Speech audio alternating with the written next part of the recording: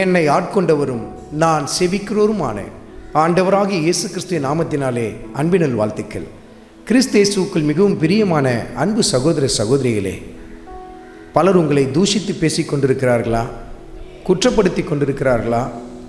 முகாந்தாரம் இல்லாமல் பகைத்து கொண்டிருக்கிறார்களா? அதை கண்டு கலங்கி கொண்டிருக்கிறீர்களா?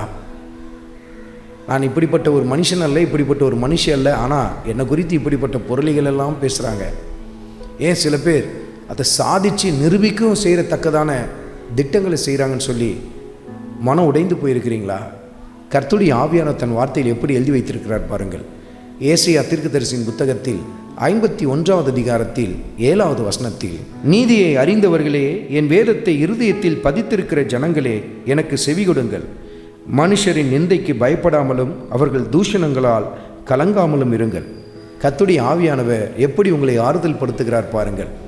நீதியை அறிந்தவர்களே, என் வேதத்தை உங்கள் இருதயத்தில் பதித்திருக்கிற என் ஜனங்களே, மனுஷர்கள் உங்களை குறித்து பேசுகிற காரியங்கள், நிந்திக்கிற காரியங்களை கண்டு கலங்கிடாதீங்க, மனம் சோர்ந்து போயிடாதீங்க. உங்கள் இருதயத்தில் கர்த்தருடைய வார்த்தை இருக்குல்ல, அந்த வார்த்தைக்கு செவி கொடுங்க. இன்றைக்கு நம்மை குறித்து தாறுமாறாய் பேசுகிறவர்கள் நாளைக்கு வேறு விதமாய் பேச ஆரம்பிப்பார்கள். இன்றைக்கு நல்லதனமாக பேசுகிறவங்க நாளைக்கு நம்ம பற்றி தப்பாக பேச ஆரம்பிப்பாங்க. இதன் மீதெல்லாம் நம்ம கவனத்தை வைக்க ஆரம்பித்தோன்னா நம்ம கர்த்தர் நமக்கென்று வைத்திருக்கிற தெய்வீக தரிசனத்தை போய் அடைய முடியாது பாருங்கள்.